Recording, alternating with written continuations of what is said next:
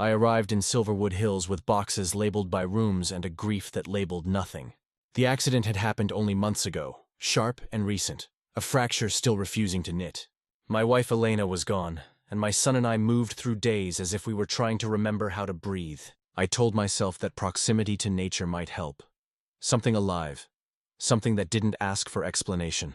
Streets that curved predictably, neighbors who waved without questions, and a pond in the center like a slow heartbeat. I needed a place where routine could mean recovery. Before all this, I had been an urban planner. A man who designed cities to function, systems to hold human chaos in shape. Now I wanted nothing structured, only silence and open air. I planted a red maple the week we moved in. The soil was cool and damp, and the roots resisted settling, as if the tree understood hesitation. My son watched from the porch, hands buried in his hoodie, eyes following each small movement that meant nothing to anyone else and everything to us. Elena had loved water, the patience of fishing, the quiet measure of waiting. The pond here seemed a faint echo of that calm, a place where I could let memory move without breaking it. 3 mornings later, a notice appeared on my door with the certainty of judgment, a fine disguised as a reminder, a code number that turned care into a violation. Something inside me shifted. If the world demanded structure, I could still build it. I cleared the kitchen table, spread out folders, and began reading the community bylaws the way I used to read zoning maps, looking for fault lines under the surface. In the evenings, I stood by the pond and learned its texture. Algae veiled the edges. Reeds leaned toward the shore like tired witnesses. The water reflected houses too perfectly, a mirror without depth. I timed my breathing to its ripples and thought about Elena's laughter when the fishing line would suddenly tighten. The pond wasn't decoration. It was a hinge between what had ended and what might one day begin again. I copied the key sections of the rules and dated each amendment. Patterns appeared the way constellations do when you finally look long enough. Extensions of authority, familiar names reappearing in contracts, enforcement clustering like weather around newcomers. Steadiness became my first victory. If this place spoke the language of order, I would speak it back, not to win, but to keep what mattered from eroding.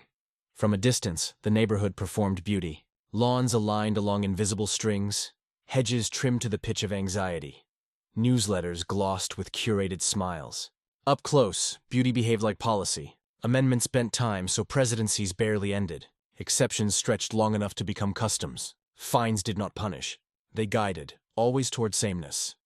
I kept artifacts the way archivists keep weather logs. Each bulletin, each email, each redrafted clause entered a binder in chronological order. I built timelines that linked dates of meetings to bursts of enforcement.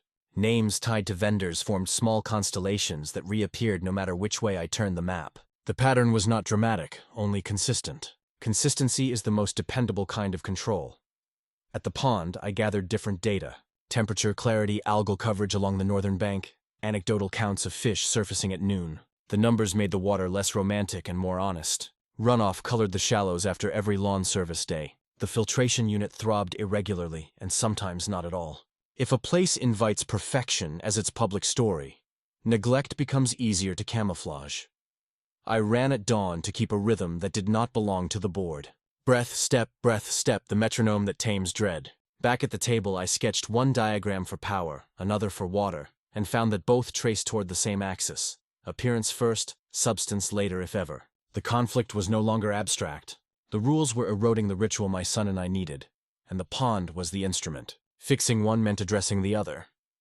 Allies do not arrive as banners. They arrive as barometers. A retired engineer brought spreadsheets layered with footnotes and the patient anger of accuracy. A school counselor carried records of small punishments, applied as guidance until kindness felt like an infraction. We compared notes in kitchens and on porches, not to perform outrage but to prove sequence. I assigned work the way scaffolding takes weight. He audited fees across 5 years and marked the spikes that coincided with elections. She logged complaints ignored when filed by long-timers and actioned when filed against newcomers. I aligned everything by date and watched cause-clasp effect like hands. The breakthrough came from land records, not rumor. The pond and a narrow ring of shore still belonged to the original developer under a term arrangement that placed maintenance on the association, but ownership elsewhere. The term neared its end. Negotiations were underway. The plans advertised as community improvements would, if completed, constrict access and shrink the water. Now the lines on my diagrams converged. Personal healing, community power, and property law. The conflict escalated from nuisance to purpose. I stopped treating the pond as a backdrop and began treating it as the hinge of the story. If I wanted space to grieve into growth, I would have to secure the water that made that space possible. Information hid in the fine print, not in the rumors. For weeks, I had traced contracts the way some people trace bloodlines, following names that reappeared where they shouldn't. Each document smelled faintly of the same perfume.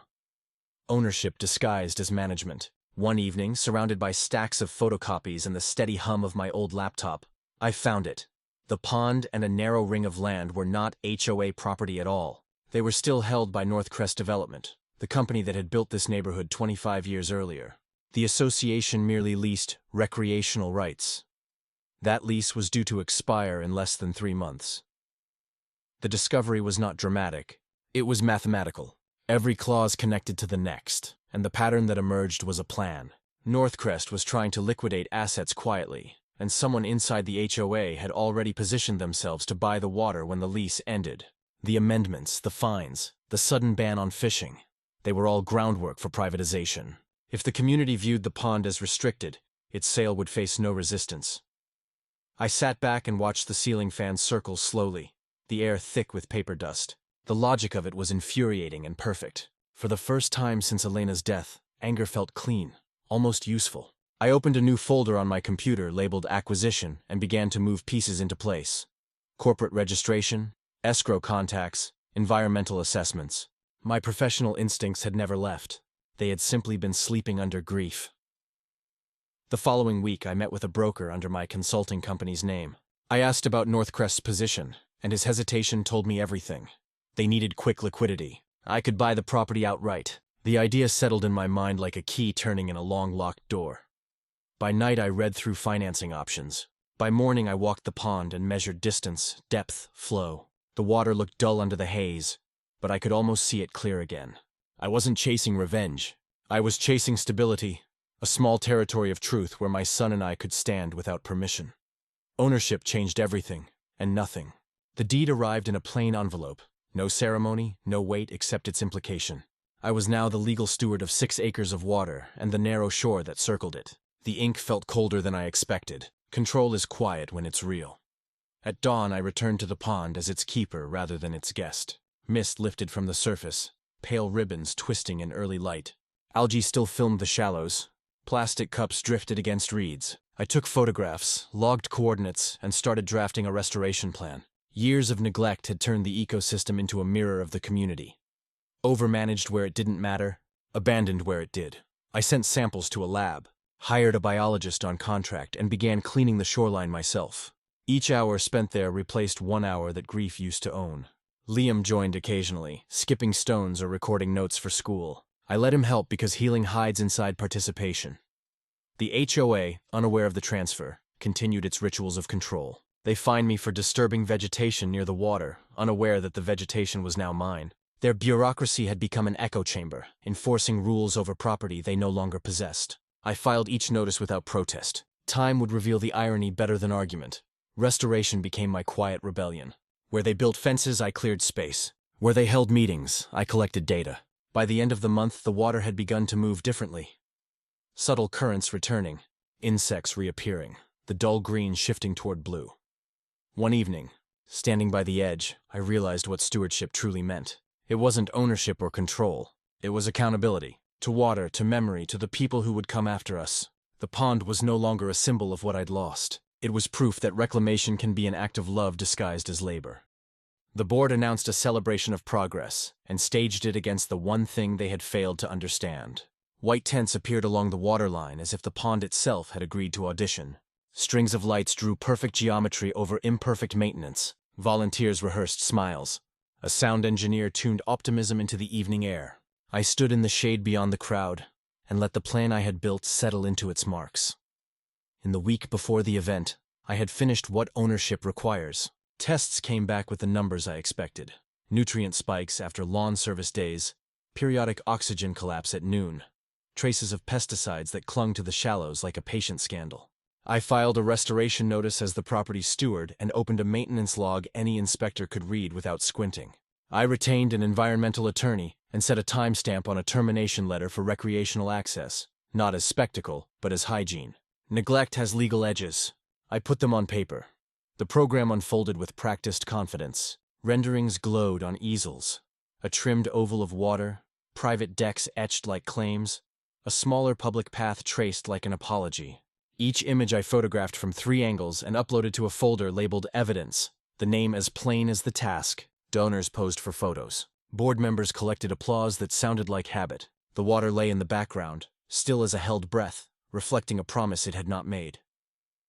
My presence remained unannounced. I preferred that the first crack arrive from inside the story they had written. I scheduled a packet for a local reporter.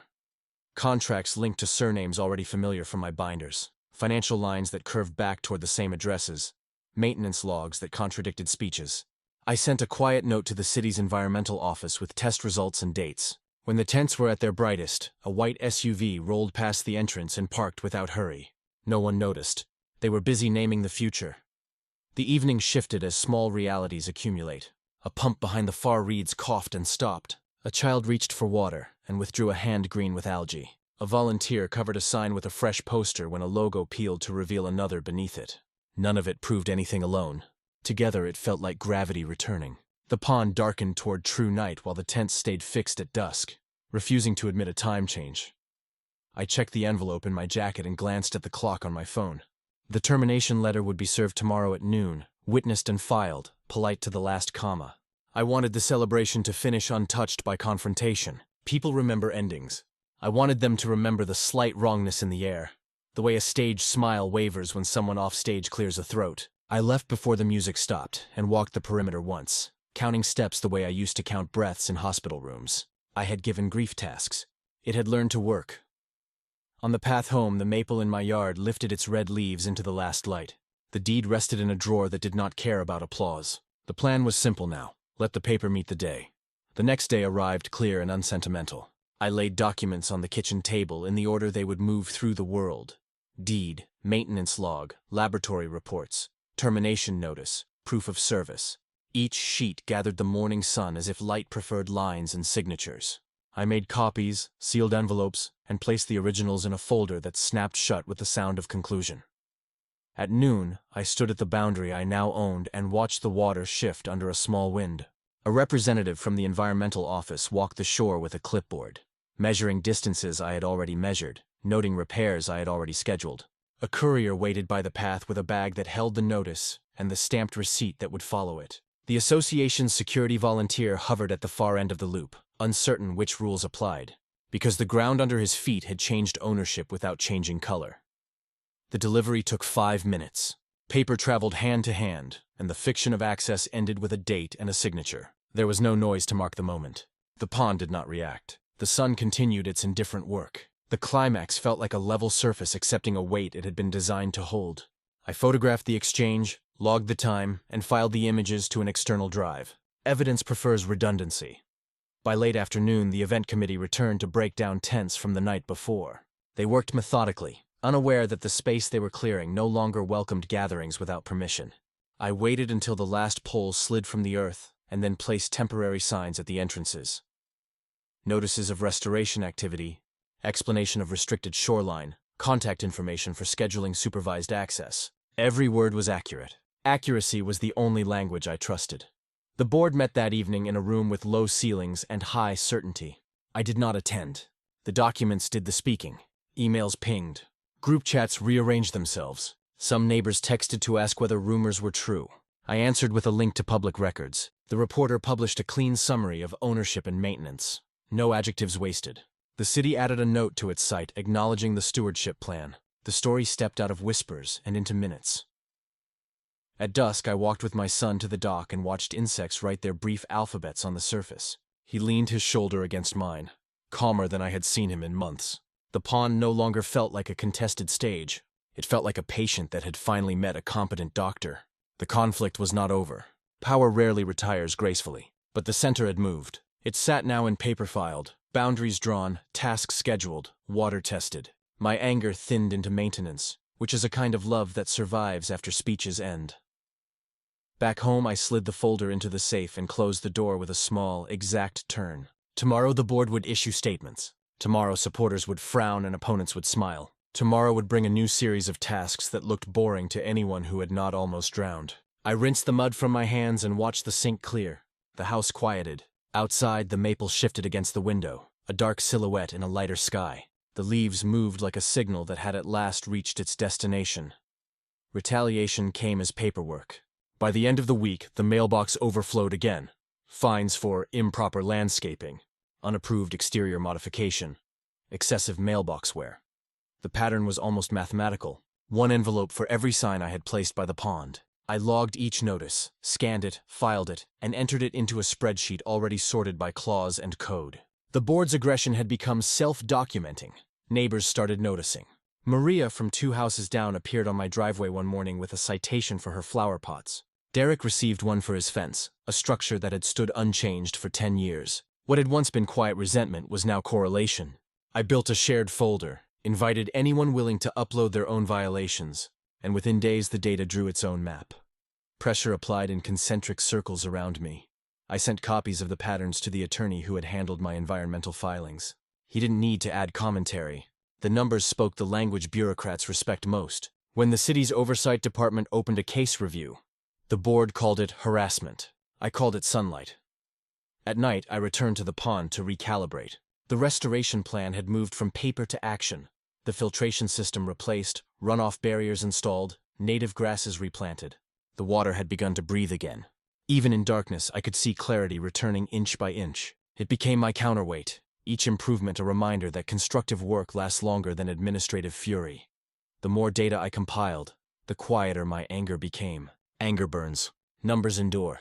Every act of spite they mailed became a cell in a larger organism of proof. I realized the fight was no longer about one man and a committee. It was a study of systems, the way they resist accountability until the arithmetic turns against them. By the end of the month, the spreadsheet exceeded 200 entries. I printed the graph that showed the escalation curve and pinned it above my desk. It looked like a heartbeat finally finding its rhythm again. The special meeting was scheduled for a Tuesday evening, the kind of day bureaucracies choose when they hope no one pays attention. But people came. Folding chairs filled faster than expected. The air smelled of paper, coffee, and apprehension. I sat in the back row, as always, letting the documents take the front. The city's inspector opened with findings: neglected maintenance, unapproved expenditures, inconsistent enforcement of regulations. Every sentence pulled a thread from the tapestry of authority. Margaret Hensley tried to keep the tempo, reading prepared statements, but the numbers I had supplied had already reshaped the narrative. Facts have their own gravity. Once released, they do not return to orbit. When the floor opened for questions, the room shifted. Residents who had avoided eye contact for months now raised hands. One asked why HOA funds were spent on consulting fees to companies registered at Margaret's home address. Another read aloud an email chain in which board members discussed how to contain dissidents. Each voice landed like another stone in water, ripples overlapping until the surface lost its reflection. Ruth, the counselor who had helped compile complaints, stood and proposed a motion to suspend the board pending a full audit. The vote moved slowly at first, then accelerated as silence proved heavier than dissent. Hands lifted across rows. Pens scratched confirmations. The motion passed by majority so clear it required no recount. I stayed seated, watching the sound shift from confrontation to relief. The structure that had ruled through paperwork was now being undone by paperwork of its own. Outside, the sky leaned into evening. Through the open doors, I could see the pond catching the last color of the sun, the surface alive again. When the meeting ended, people lingered in the doorway, uncertain whether to feel triumphant or embarrassed by their earlier compliance. I felt neither. Victory and guilt belong to stories that end abruptly. This one was about maintenance. Systems break quietly and must be rebuilt the same way. I walked home through the cooling air, past lawns still measured to regulation height, past mailboxes that all looked the same. The sameness no longer bothered me. Change had already begun its slow, procedural work. In the dark, I could hear the low hum of the new filtration system at the pond. Steady, patient, incorruptible. It sounded like balance returning.